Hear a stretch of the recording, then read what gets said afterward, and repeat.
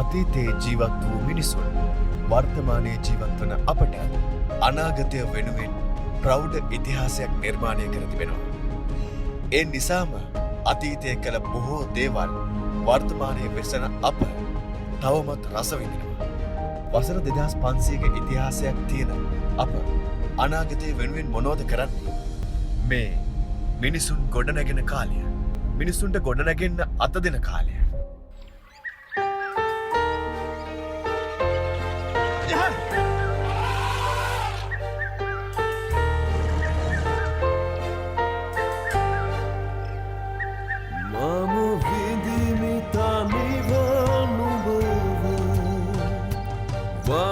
Vadula ahasa sulanga Sari sarana mataka atara Mama soya mitava manubava Mama vindi mitava manubava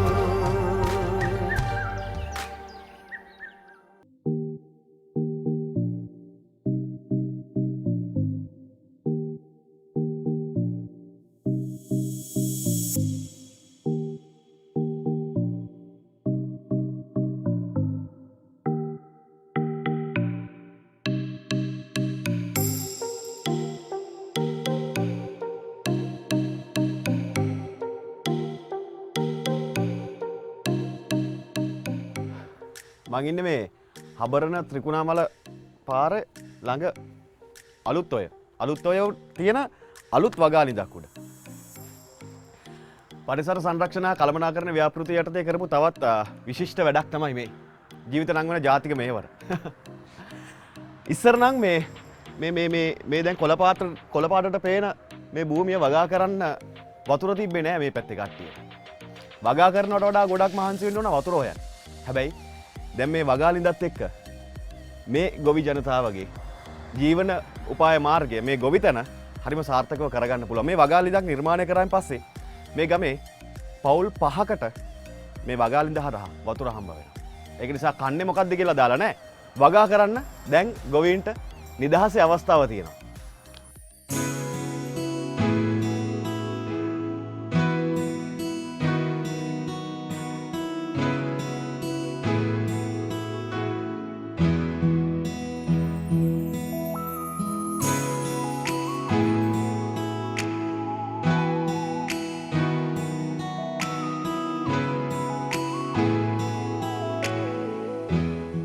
ගම 126 ගම කියලා කියන්නේ මේකේ පවුල් 20ක් විතර ගොවිතැන් කරනවා. යාලට ගොවිතැන් කරන්න බෑ අපිට වතුර නැහැ. මාස් කන්න විතරයි ගොවිතැන් කරන්නේ. මහටත් අපිට ලොකු වතුර ප්‍රශ්නයකට මුහුණ දෙන්න සිද්ධ වුණා. ගොයම් පූදින කාලට වතුර නැති වෙනවා. ඒ කියන්නේ ආස් වතුරෙන්නේ කරන්නේ. ඊට පස්සේ දැන් මේ අපේ පොරොස් දෙපාර්තමේන්තුවෙන් ඇවිල්ලා මේ ව්‍යාපෘතියක් ගෙනල්ලා ඒක හරහා අපට දැන් කුසිලින් හදලා දීලා තියෙනවා මේ කන්නට. ජලයේ මේ සැරේ අපි බලාපොරොත්තු වෙනවා යලෙක් ගොවිතැනක් කරන්න ලින් වතුර අරගෙන මේ ලින්ද හදා ගන්න ප්‍රෙස් කැම්ප් ව්‍යාපෘතියෙන් තමයි උදව් කරේ. ඒගොල්ලන් ඇවිල්ලා බල්ල වෙරලා මේ තැන් සුදුසුයි කියලා තෝරලා පවුල් 5කට ලින්දක් වශයෙන් හදලා දුන්නා. ඉතින් ඒ වැඩකට ඔක්කොම නිමා කරලා දීලා තිනවා. අංග සම්පූර්ණ ඉවර කරලා දීලා තිනවා.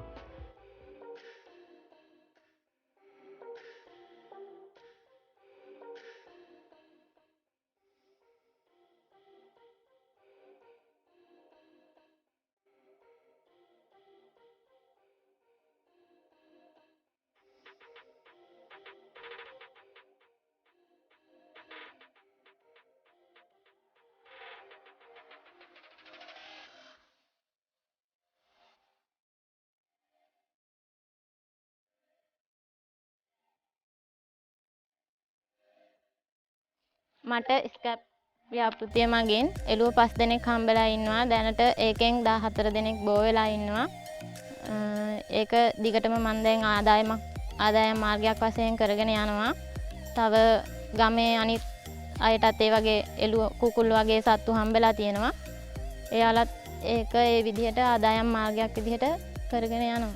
ස්කැප් ආයතනය මගින් අපිට ලබා දුන්න සත්තු නිසා අපිට තවත් ලේසි වුණා අපේ ජීවිතය සාර්ථක කරගන්න.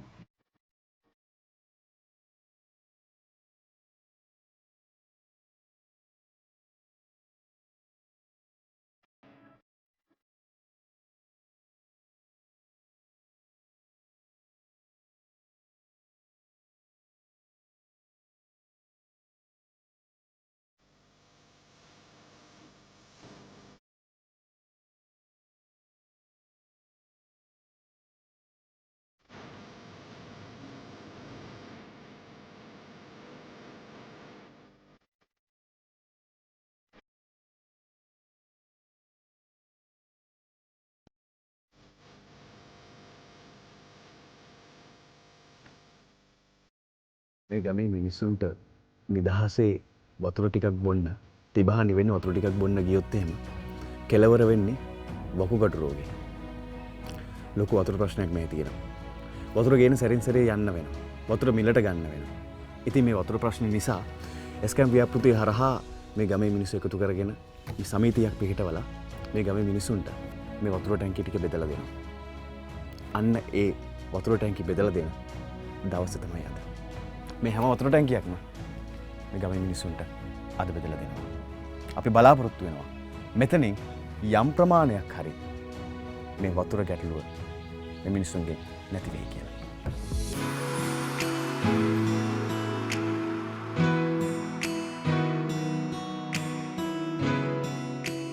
සිංහල ගීත සාහිත්‍යයේ තැනක තියෙනවා හිත හීලෑ නෑ හරිම මොරන්ඩුයි තැන තැන ඇවිදිනවා කියලා. කතාව ඇත්ත. බාහිර ලෝකයේ දකින්න තියෙන විසූක දස්සන හිත ගිනි තියෙනවා. හැබැයි අමතක කරන්න එපා. ගිනි ගත්ත හිත් නිවන්න පුළුවන් තැනක් සොබාදාම නිර්මාණය කරලා තියෙනවා. එහෙම සොඳුරු වටපිටාවක ඉදිකොට තිබෙන සීගිරිය කලාපුර පුණ්‍ය විහාරය සීගිරිය මෙන්ම රටේ බොහෝ පැතිමතුන් යන එන හිත නිවන විහාරස්ථානයක්.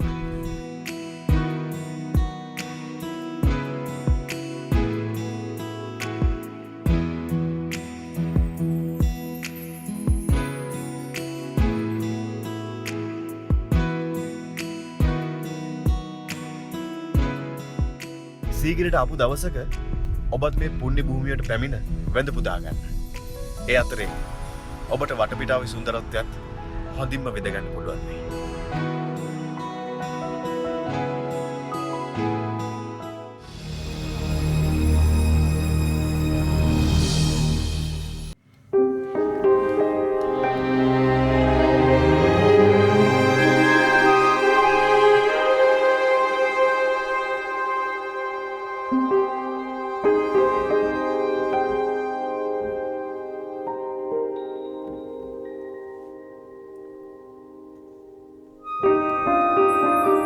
පරිසරයත් එක්ක මිනිස්සු ජීවත් වෙනකොට මිනිස්සුන්ගේ අතින් පරිසරයට නොදැනුවත්ව හරි වැරදි සිද්ධ වෙන්න පුළුවන්.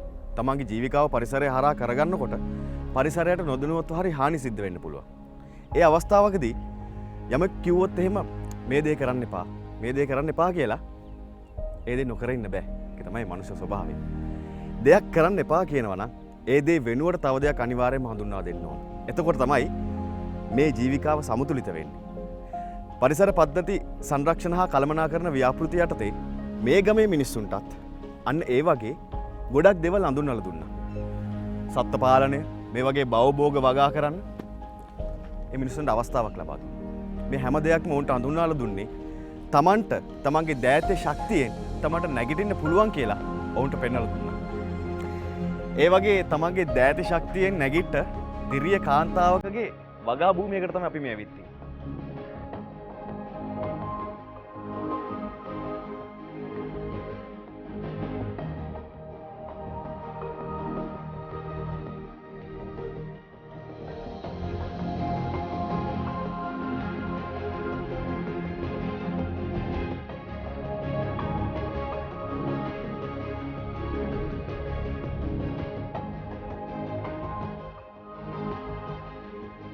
ඉස්සරනම් අපිට මම කැලේට ගිහින් දරත් පැලුවා. මේ දැන් නම් මම ඒ දේවල් නවත්තලා මොකද අපිට වන රක්ෂණ දෙපාර්තමේන්තුවේ සර්ලා ගොඩක් උදව් කරවුවා. මේ කූඩු හදා ගන්නට උදව් කරවුවා. කුකුල්ලු දුන්නා ඒකලා. පළතුරු පැල වර්ග අරවා මේවා දුන්නා. ඉතින් මගේ ඒවත් මම දැන් හොඳට වගා කරගෙන ඉන්නවා. මං අර කරන ඉස්සෙල්ලා කැලේට ගිහිල්ලා ඒ කපපු දර කපපු එක එහෙම නවත්තලා දැන් වගා කරගෙන කුකුල්ලන්ගේ මුත් ආදායමක් ලබාගෙන කරගෙන ඉන්නවා.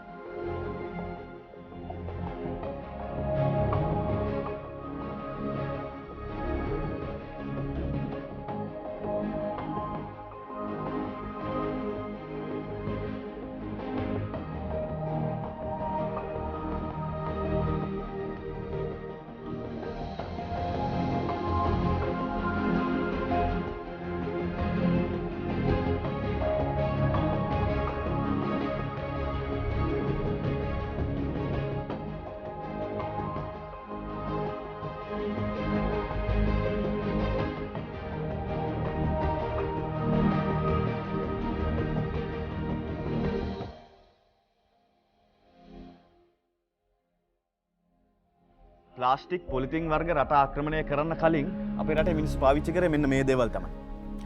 රහට විබ්බු බත් එකක් විස නැතුව බෙදාගෙන කෑවේ මේ පිඟන් වල. ඉස්සර දුර්ලභ ප්ලාස්ටික් පොලිතින් පස්සේ සුලභ වුණා. ඉස්සර සුලභ මේ නිර්මාණ පස්සේ දුර්ලභ වුණා.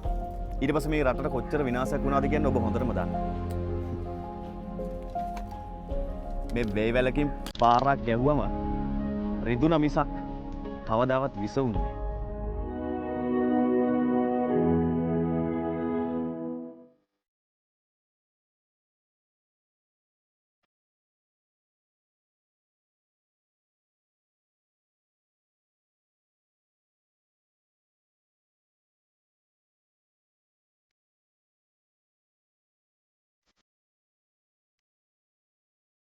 ස්කෑම්ප් අරුණෝදය පාරිසරික වැඩසටහනින් අපිට හම්බෙච්ච මේ මැෂින් එක ඇත්තටම ලොකු උදව්වක්. මට දුවලා 3 දෙනෙක් ඉන්නවා. එයාලගේ හැම ඇඳුමක්වත් මම මහගන්නේ මේකෙන්. ගෙදර වැඩත් කරගෙන මට මේ අතර කීයක් හරි ගන්න පුළුවන්. ඒක ලොකු උදව්වක්. දැන් අපි කීයක් හරි මේකෙන් ආදායමක් ගන්නවා. මේ ඇත්තටම හරි සතුටුයි. අපි වාගේ මේ ගොඩක් දුප්පත් පවුල් වල මේ ගම්වල ඉන්න මිනිස්සුන්ට මේ වාගේ මේ ස්කෑම්ප් එකකින් මේ හම්බෙච්ච එක ගැන මම ගොඩාක්ම සතුටු වෙනවා.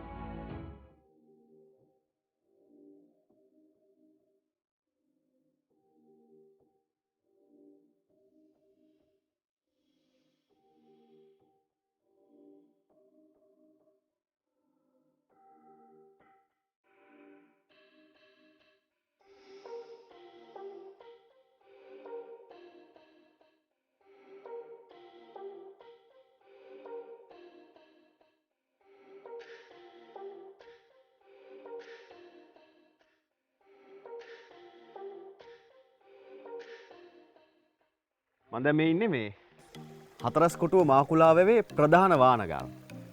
සාමාන්‍යයෙන් දැන් ප්‍රධාන වානකින් වතුර ගලාගෙන යන්නේ ඇල මාර්ගයක් කරා. හැබැයි මෙතන හරි වෙනස්. මෙතනින් වතුර ගලාගෙන යන්නේ මේ අමුතු දොළ මාර්ගයක් කරා. හරිම අමුතුයි කියන්නේ. හරිම වෙනස් මේ සිස්ටම් එක හරිම වෙනස්. ඒ වගේ තමයි මේ පැත්තේ ජීවත් වෙන සත්තු මේ පරිසර පද්ධතින් එකිනෙකට වෙනස්. එච්චර සුන්දර තැනක් හරිම ආදරණීය බලාගන්න මේ ගමේ මිනිස්සු මහන්සි වෙනවා. ඒ මහන්සියේ ප්‍රතිඵලයක් විදිහට තමයි මේ දේවල් මේ විදිහට හරිම සුන්දරව ස්වභාවිකව තියෙන්නේ. වටාපිටාව පොඩ්ඩක් ඇවිද්දාන් පස්සේ අපිට පේනවා අලියැත්තුත් මේ හරහා ගමන් කරලා තියෙනවා. අලියැත්තුත් ගමන් කරන තැනක් මේක. ඒ කියන්නේ මිනිස්සුන්ට සත්තුන්ට නිදහසේ තමන්ගේ ජීවිකාව ගත කරන්න පුළුවන් නිදහස් තැනක්. හතරස් කොටුව මාකුලාවේ.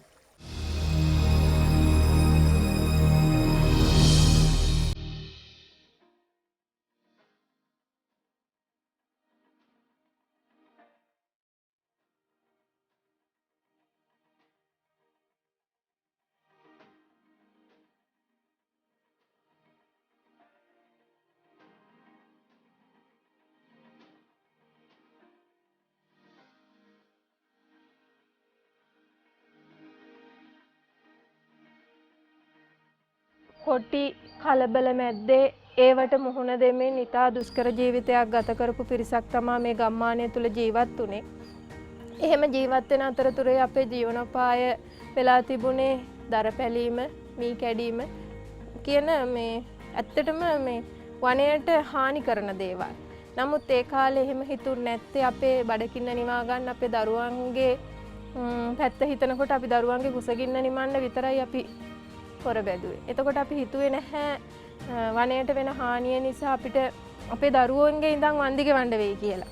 නමුත් ස්වභාව සෞන්දර්යය සුරකින්නට ගස් වවන්නට උරදෙන ව්‍යාපෘතියක් විදියට ස්කැම්ප් ව්‍යාපෘතියෙන් අනුග්‍රහයෙන් වන සංරක්ෂණ දෙපාර්තමේන්තුවේ මූලිකත්වයෙන් තුරුලිය ප්‍රජාමූල සංවිධානයේ සැලැස්ම හරහා ගම දියුණු කරන එක තමයි අපේ බලාපොරොත්තුව වෙලා තිබුණේ.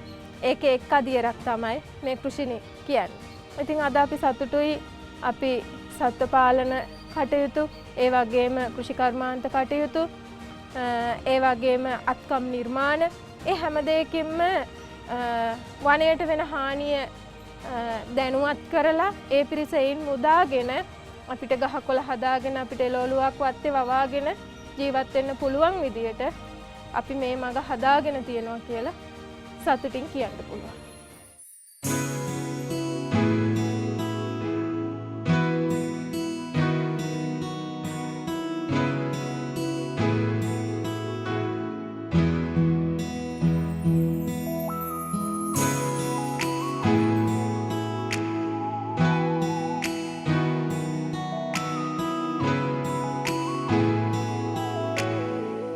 පරිසර හා පද්ධති සංරක්ෂණ කළමනාකරණ ව්‍යාප්තිය යටතේ මාකුලාවැව හතරස්කොටු අරුණෝද පාරිසරික සංරක්ෂණ සමිතියේ විසින් අපේ විශාල ප්‍රතිලාභ අපේ ජනතාවට ලබා දීලා තිනවා.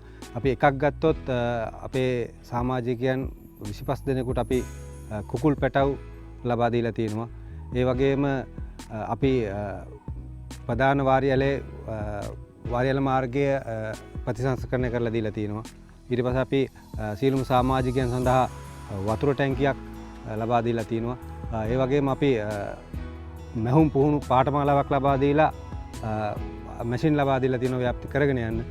ඒ වගේම මාකුලා වැව අපි අගඩ ඒ කියන්නේ ආක්‍රමණික ශාක ඉවත් කරලා සම්පූර්ණයෙන්ම සුද්ධ කරලා ඒ අවට පරිසරයේ පැල සිටුවීම් කරලා තියෙනවා. ඊට පස්සේ අපි ඒ වගේම රියදුරු බලපත්‍ර ඒ කියන්නේ මේ වගේ ජනතාවට මෙහි පැත්තේ හරි අමාරුයි කරගන්න අපිට රියදුරු බලපත්‍ර ලබා දීලා තියෙනවා. ඒ වගේ විශාල සහනයක් අපි ජනතාවට ලබා දීලා තියෙනවා. මේ සහන අපි ලබා දෙන්නේ ඇත්තටම ගත්තොත් අපි අපේ ජනතාව කරන්නේ මේ කැලෙන් ජීවත් වෙන්න කොටක් දෙනෙක්. නැත්තම් මේ කට්ටිය කැලේට යනවා, දර කපනවා, ලී කපනවා, සතු දඩයම් කරනවා. මේ වගේ ඒවා අවම කරලා පරිසරය රැකගෙන, පරිසර පද්ධතිය රැකගෙන වන සත්තුන්ට හානි නොකර ජනතාවට ජීවන මාර්ගයක් සලසලා දීලා දියුණු කරලා මේ පරිසර රැක ගැනීම තමයි අපේ මූලික කාර්යභාරය.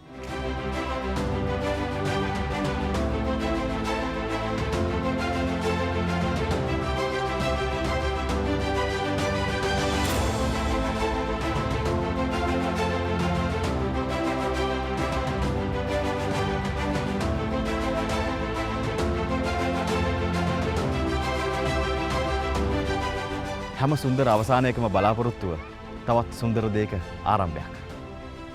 හම්බුවෙමු වෙසකිරි තුලින්.